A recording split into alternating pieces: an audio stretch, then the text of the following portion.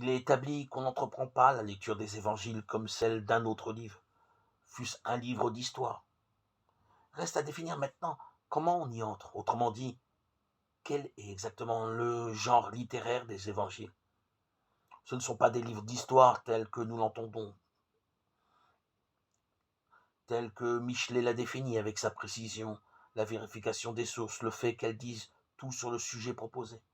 Les sources des évangiles sont particulières et ne sont pas constituées par des documents écrits qu'on peut vérifier et confronter, mais par une tradition orale de témoins qui ont vécu 3 ans avec Jésus et qui en ont parlé comme on parle de quelqu'un qui nous a séduits et dont on a le cœur rempli.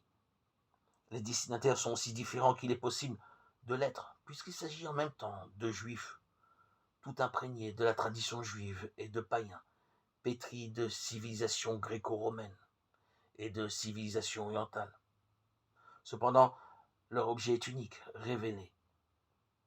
Le kérigme, c'est-à-dire ce fait énorme annoncé par Jésus comme la seule bonne nouvelle qui sera jamais proclamée dans l'histoire des hommes. Je suis ressuscité et vainqueur de la mort.